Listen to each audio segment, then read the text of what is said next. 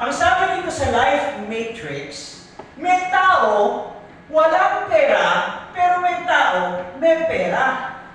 Meron namang tao, hindi na happy, may tao naman, happy. And according to my 4 quadrants, when it comes to Life Matrix, meron tao, wala ng pera, hindi pa masaya. Ang paborito niyang salita, napakasakit, Kuya Eddie. Sino ba yung mga taong yun? Wala ng pera, hindi pa masaya. Sila yung tinatawag na the modern slave of the 21st century, none other employees. Sila yung miyembro ng 501 Club. Ibig sabihin, dapat 501, wala na ako sa kumpanya. Why?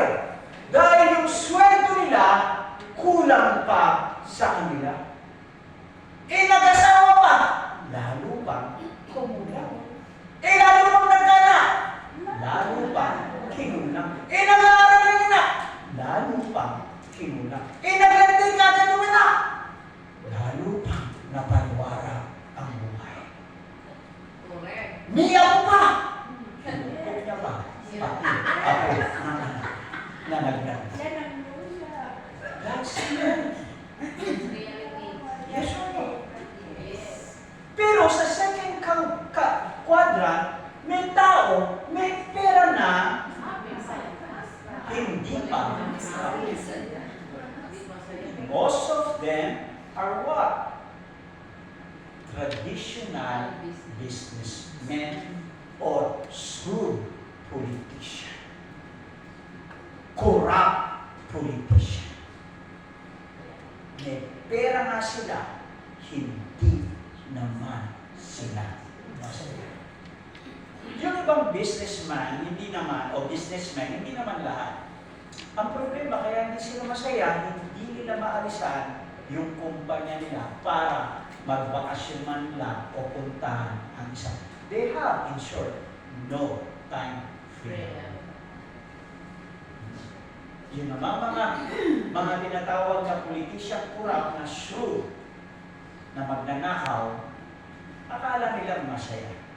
Merong bawi ang panahon. Naintindihan natin? Kaya dalawang run, hindi pa rin sila masaya. May tao naman, wala namang pera, pero masaya.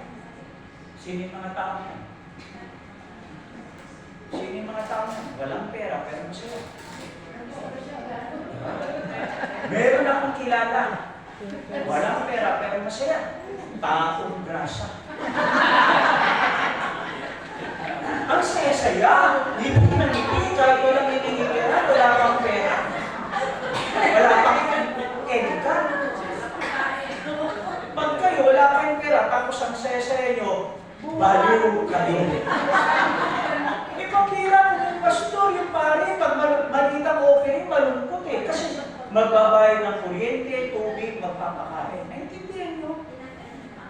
May tao gano'n.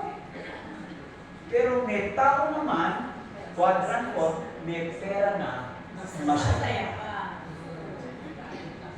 Di ba ang saya doon? Why? They have unlimited income, they have time freedom.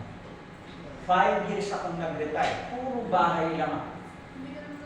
Pero nabuhay ako dahil networker ako. Ngayon, pag-uusapan natin about networking business, yung ba may time freedom ka na, may pera ka ba? Kaya may kwarta ka na sa lapi at dato, masaya ka ba? Yes. Palakpakan natin ang Life Matrix. Ang hina naman